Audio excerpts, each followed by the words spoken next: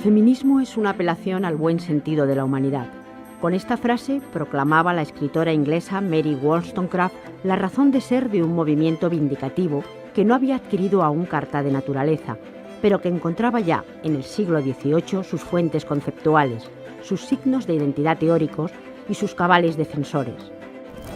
Olympe de Gouges, Poulain de la Barre y Nicolas de Condorcet en Francia, Josefa Amari Borbón y el padre Feijóo en España se atrevieron con los primeros textos en defensa de la igualdad política y social de las mujeres, en un momento en que aquella idea era concebida aún como una provocación contra natura.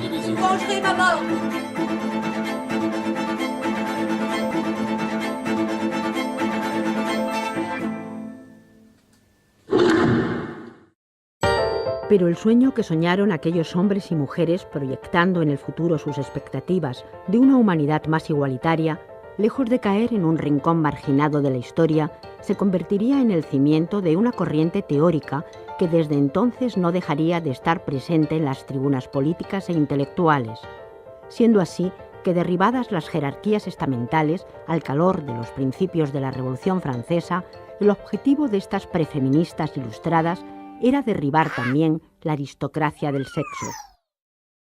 El sexo en que uno nace no se elige. No puede ser una condición que temerme libertades, ni temerme oportunidades, ni temerme capacidades. No se puede mantener realmente más aristocracia que la de la inteligencia, el corazón y el mérito. Y en eso varones y mujeres son iguales. Esta idea nace en el contexto de la filosofía de Descartes. Es decir, el feminismo sin el racionalismo no tiene posibilidad. Por eso en el momento que se presentó una época que era racionalista, el feminismo apareció como su hijo, o su hija, si queremos hablar en estos términos, pero no estaba previsto realmente. Ha resultado ser una criatura respondona que ha mejorado muchísimo la vida en la casa paterna y materna. Y si aquella primera ola del feminismo siguió recogiendo frutos teóricos hasta mediados del siglo XIX, la segunda ola, la del feminismo sufragista, que se movía ya a ambos lados del Atlántico, tendría como hito inaugural la declaración de Seneca Falls, como adalides teóricos a John Stuart Mill, Harriet Taylor y Cady Stanton, entre otras, y como nuclear frente de lucha el derecho al voto femenino. Tierra adentro, Concepción Arenal y Emilia Pardo Bazán, nutridas por las corrientes de pensamiento que revolucionaban la Europa del industrialismo, sentaban las bases del feminismo español. En sus textos van ahondando en la desnaturalización de lo femenino, abogando por la visibilización de las mujeres en la esfera pública y buscando la pertinencia intelectual y militante de cada nuevo concepto. Un valioso legado que servirá de fundamento a las leyes republicanas, aprobadas en defensa de la igualdad de la mujer. Para entender por qué estudio Derecho, hay que saber que nazco en 1940, por tanto inmediatamente después de terminada la Guerra Civil que asoló España en el siglo pasado, y hija de un abogado socialista, represaliado, que no volvió a ejercer nunca más en virtud de una condena en que se aplicaba una ley que se llamaba de represión de masonería y comunismo, y que era condenado por ser socialista en un momento en que ser socialista era perfectamente legal y legítimo en España. Con la dictadura franquista, las mujeres españolas retornan a esa minoría de edad perpetua, y durante las siguientes 3 décadas, aquella teoría feminista incipiente quedará estancada y sus artífices retiradas de la vida pública o en el exilio. Y hay que volver a mirar al exterior para respirar. En 1949 se publica la obra que da por inaugurada la tercera ola del feminismo, El segundo sexo. Simone de Beauvoir se embarca en la búsqueda de las condiciones de posibilidad teóricas del feminismo. Dotada de los instrumentos conceptuales existencialistas, radicaliza la idea de igualdad al afirmar que la mujer no nace, se hace. Así, el feminismo hace causa común con el pensamiento filosófico en la constatación de que todo poder, incluido el patriarcal, tiene que ver con una genealogía. yo he llegado al feminismo a través de la filosofía, pero yo creo que todas las mujeres llegamos al feminismo también por la experiencia propia. Yo quizá nunca me he planteado si una ética de las virtudes, que es la que a mí me parece que es la ética adecuada a nuestro tiempo, es decir, la que más necesitamos, porque tiene que ver con las actitudes, con la formación de la personalidad, es decir, con una serie de factores que no son exactamente normativos. Es decir, que yo no diría que es una ética propiamente feminista, pero sí que trasladada al mundo de hoy, sí que tiene más que ver con aquello que creo que nos preocupa más a las mujeres, ¿no? Los hombres siempre han estado más cerca de la noción del derecho, de nociones como la de justicia, de las normas. Las mujeres hemos tenido más en cuenta la sensibilidad moral, ¿no? Y yo creo que la ética de las virtudes tiene mucho de una ética de la sensibilidad, es una ética también de la responsabilidad. En ese sentido, creo que sí, podemos decir que se acerca más a cualquier teoría feminista. Para Victoria Camps, Premio Nacional de Ensayo 2012, la ética nos enseña a querer lo que merece ser querido, esto es, a educar los sentimientos para que se adhieran a los fines que promueve la justicia. En este sentido, la condena de la discriminación sexual es, desde una base ética, una cuestión de sentido común. ¿Qué quiere decir? Quiere decir que si pensamos en lo que significa ser humano, ¿no? Pues se nos ocurren inmediatamente cosas tan elementales como que hay que respetar al otro, que no hay que discriminarlo, que debería existir una igualdad básica, es decir, todo eso forma parte de nuestra humanidad, porque si no formara parte de nuestra humanidad es que no damos la talla, pero es que en absoluto, ¿no? Que nos quedamos muy por debajo. Entonces, en ese sentido, creo que hablamos de que las cuestiones de no discriminación por razón de sexo, por razón de raza, por razón de religión, por razones económicas, tienen que ver con lo que significa la justicia, ¿no? Y la justicia es un valor fundamental. La ética se alía con el pensamiento feminista, ayudando a centrar discusiones erráticas, a rescatar una noción de virtud secuestrada por la religión y a definir una idea transcultural de justicia, capaz de sobreponerse a situaciones de discriminación, dominio y violencia, como las que asolaron España durante el franquismo. Décadas de desierto intelectual que secaron el anhelo de miles de mujeres, condenadas a vivir bajo parámetros morales decimonónicos. La rebeldía solo nace donde hay aire, y había muy poco aire para respirar. Podían hacer resentimiento, podían hacer tristeza. Rebeldía no, la rebeldía tienes que tener algo, tienes que tener una pequeña esperanza. Y esta se presenta en los 70. Cuando las mujeres llegan a la universidad en el 30%, que es lo que se suele llamar el porcentaje de la masa crítica, se empieza a organizar rápidamente un movimiento que luego acaba coincidiendo con el gran movimiento de liberación de las mujeres que estalla en todo Occidente en los años 70. Como un eco lejano llegaban también del otro lado del Atlántico textos audaces como La mística de la feminidad de Betty Friedan, que denunciaba la sensación de vacío de las mujeres al ser definidas exclusivamente por sus funciones de esposa, madre y ama de casa. Como representante del feminismo liberal, entendía que las mujeres habían sido atrapadas por esa mística de la feminidad, cerco que solo podían romper incorporándose al mundo del trabajo. Yo creo que en todos los cambios sociales se producen cuando mayoritariamente o de forma masiva una parte de la sociedad cree que es bueno cambiar. Y en el momento de la transición, cuando se produce la transición política, hay al mismo tiempo un cambio social importante. Y en ese cambio social lleva incorporado, ese cambio social lleva consigo un cambio en los papeles de la mujer. El papel de la mujer empieza a verse de otra manera. Se empieza a pensar que es,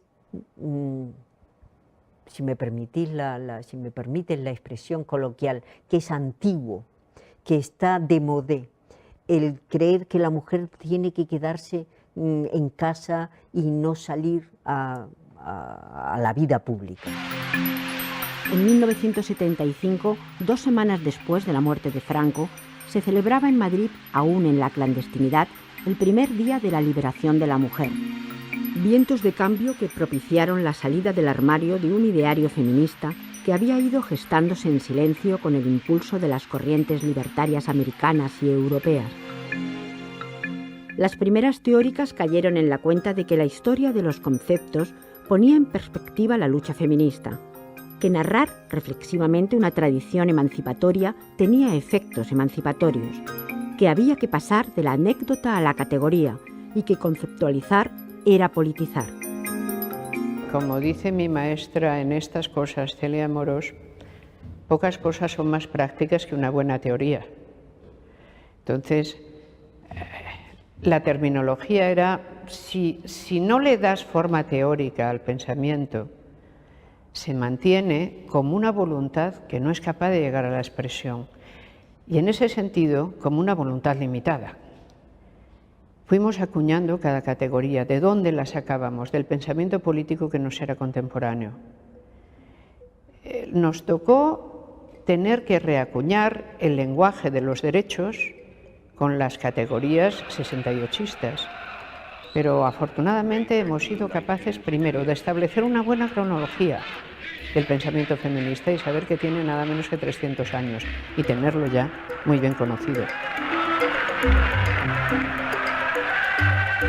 Por este motivo, la periodización de la teoría feminista constituía la base de la vindicación.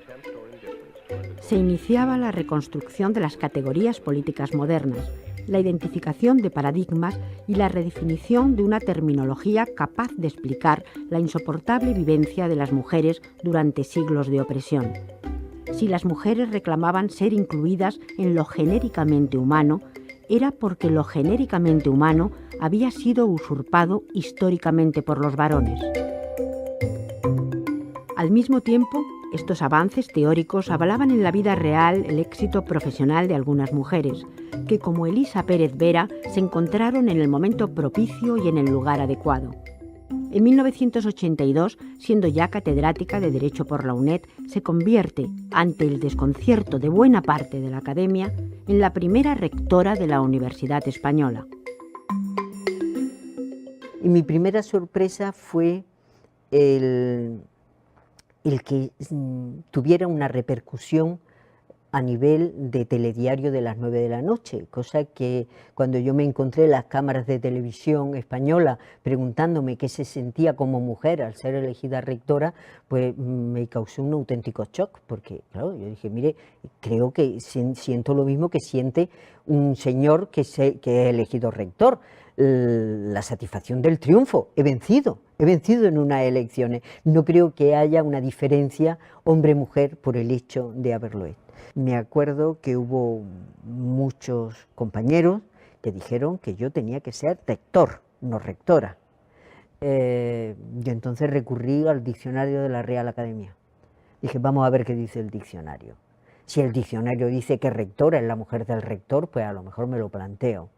Pero si el problema es que no ha habido hasta ahora rectoras, y sin embargo rectora se acepta como rectora de determinadas instituciones, pues yo soy rectora, yo no renuncio a mi sexo por el hecho de ser elegida rector. La mujer que aspira a conservarse joven y guapa no repara en sacrificios y aun presa se siente feliz, como podemos advertir aquí. La industria de la belleza... Como depositario del orden simbólico de nuestra cultura, el lenguaje define las cosas, las emociones, los pensamientos y nos define a nosotras mismas. Es el más poderoso continente de ideología sexista que ha condicionado durante siglos el modo en que la mujer es categorizada y pensada. Nuestra subjetividad queda marcada desde la cuna por las reglas de este sistema que nos constituye como personas. La resignificación del lenguaje es, por tanto, una batalla feminista de carácter estructural que recae en todos los ámbitos de la vida.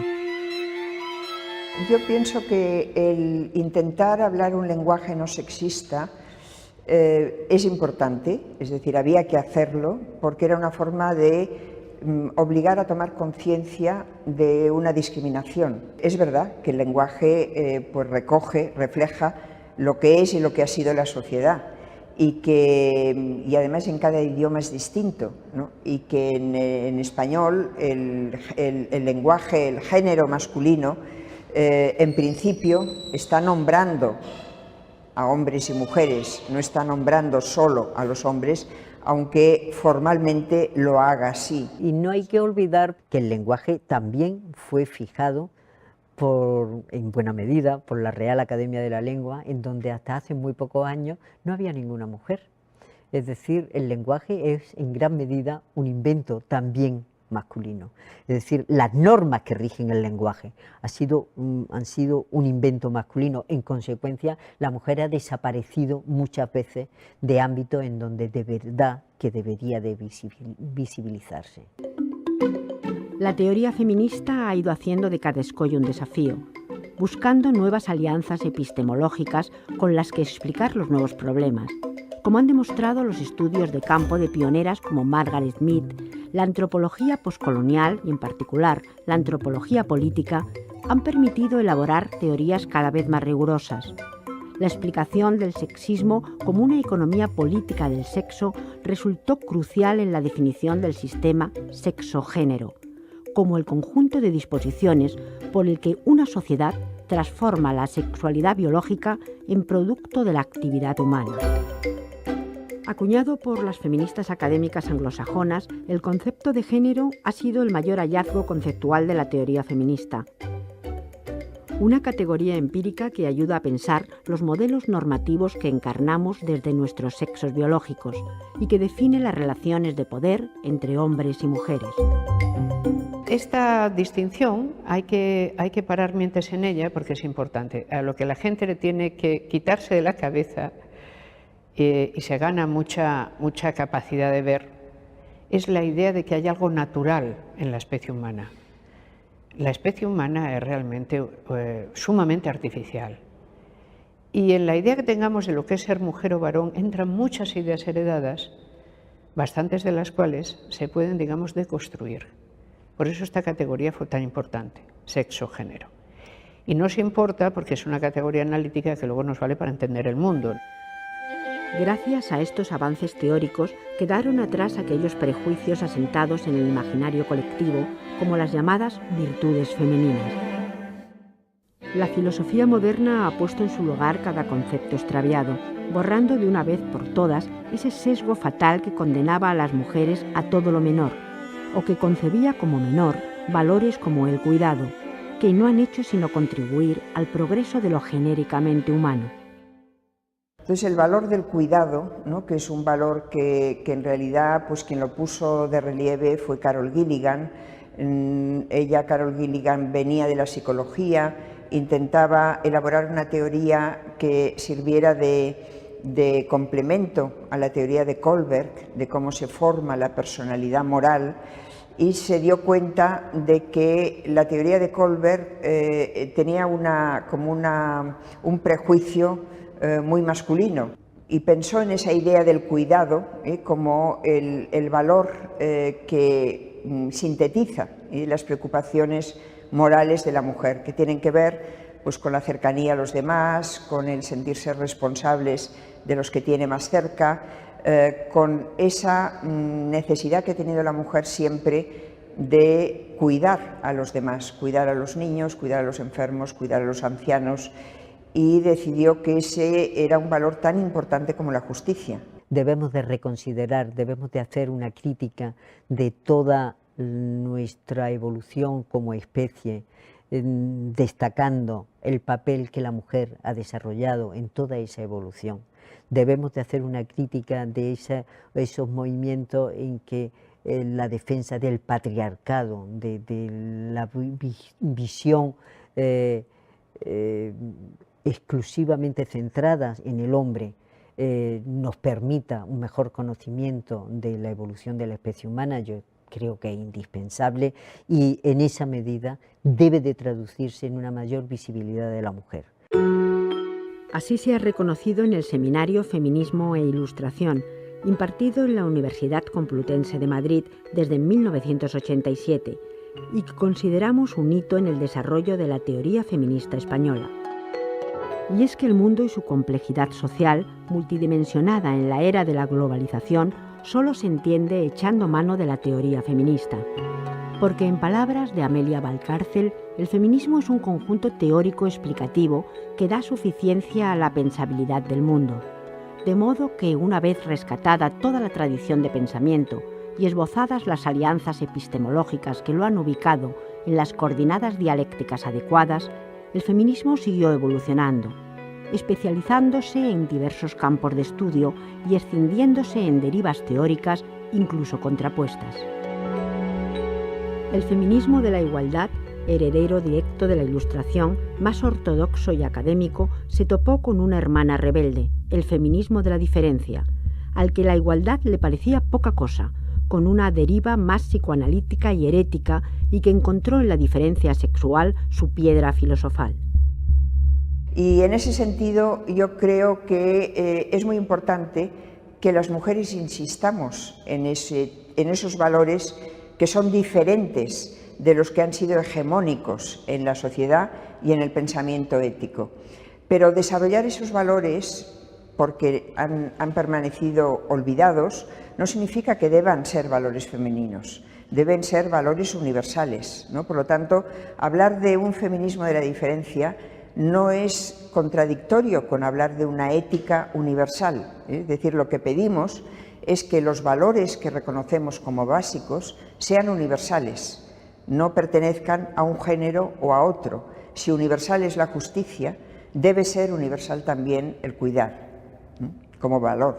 Yo pienso que el feminismo de la igualdad y el feminismo de la diferencia dejaron de competir, de discutir, de ser antagónicos, si alguna vez lo fueron, prácticamente en los años 90, cuando el feminismo se planteó sin más que tenía que cumplir su agenda. Y la agenda, sabemos cuál es una agenda política, es una agenda de los derechos, es una agenda de las libertades, es una agenda de las oportunidades.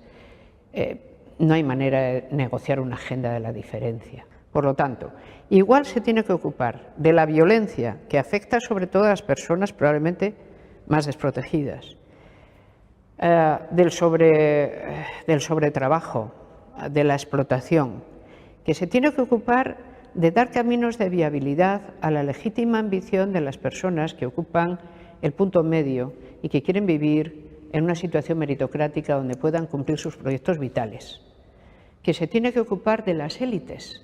Y el feminismo como teoría de las élites es muy interesante porque constata una cosa en los años 90, que es la existencia del techo de cristal.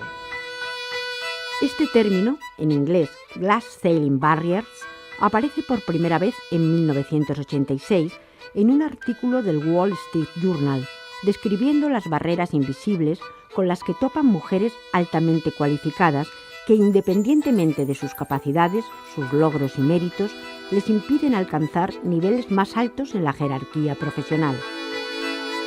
Creo que lo que demuestra mi biografía es que si crees que puedes hacer algo, tienes muchas posibilidades de conseguirlo. Es posible que fracase.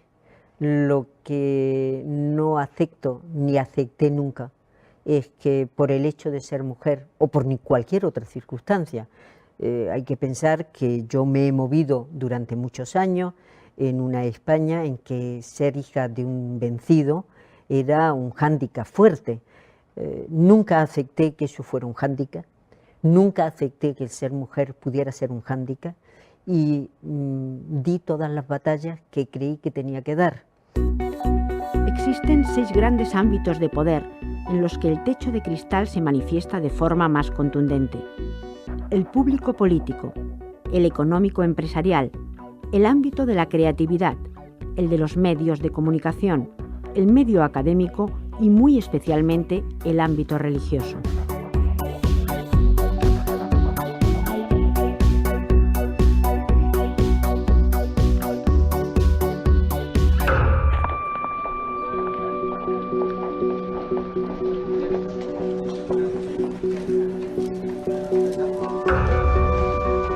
Estos son 6 enormes ámbitos de poder donde las mujeres, por cualificadas que estén, casi nunca suben del tramo medio. Ocupan los tramos bajos, ocupan parte de los tramos medios, pero pasar a las élites es como si hubiera un enorme techo que no se ve de qué está hecho, pero ahí está, porque no suben.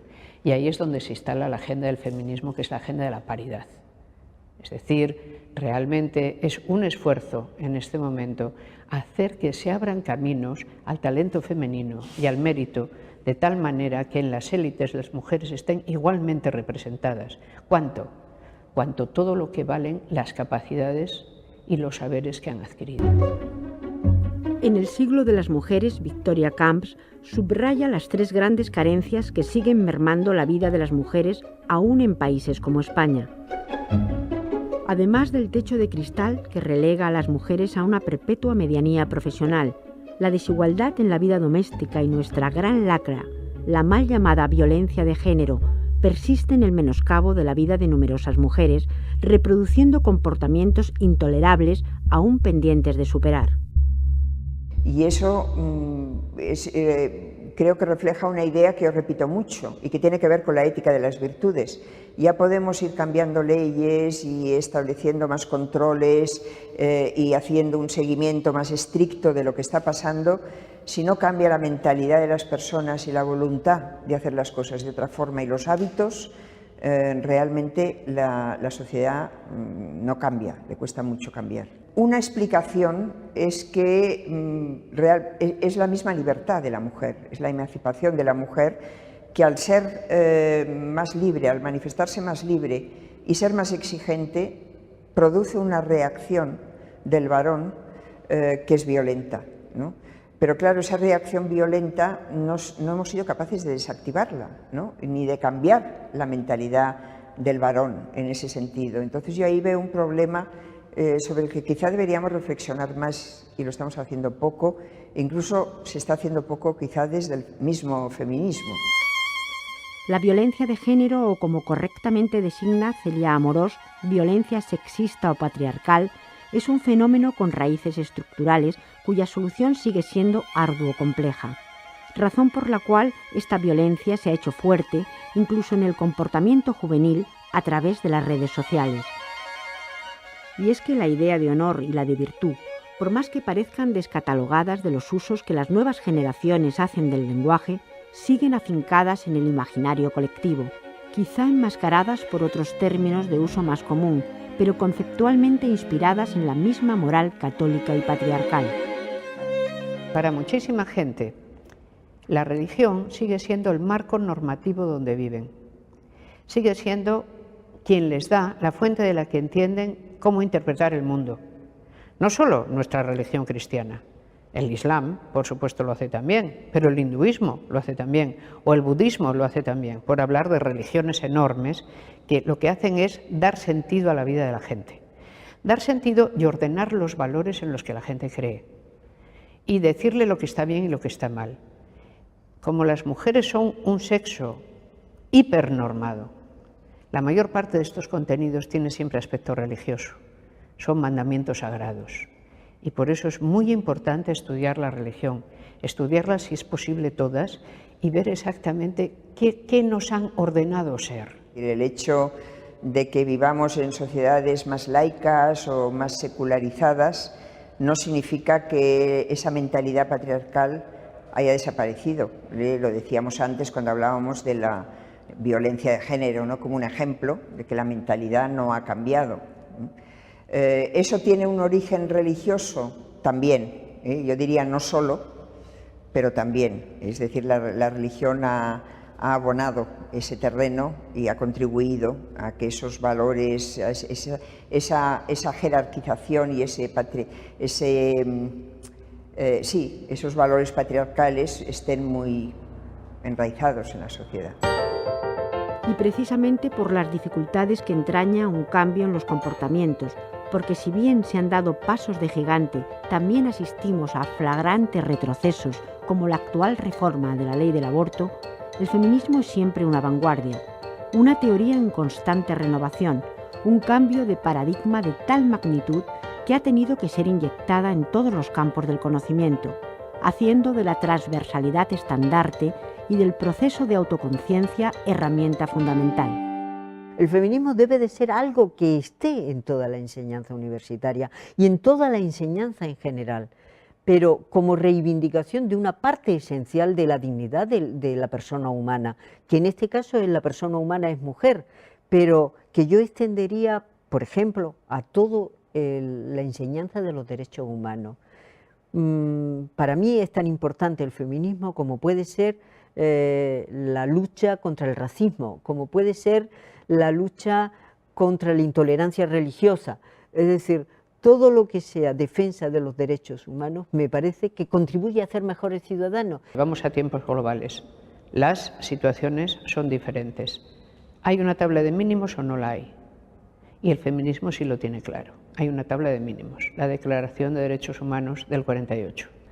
Es la primera gran declaración internacional, pertenece de lleno a la tradición del propio pensamiento feminista. Pero que ahora enfrentamos un mundo global. ¿Y eso qué quiere decir? Por ejemplo, vamos a decir que las mutilaciones femeninas son parte del derecho a la cultura y a la diferencia de los pueblos. O vamos a decir que la aportación de prendas peculiares, como poco, en el ámbito público forma parte de ese derecho. O que hay culturas acostumbradas a golpear a sus mujeres y que por lo tanto tendrían que poder seguir haciéndolo. O no.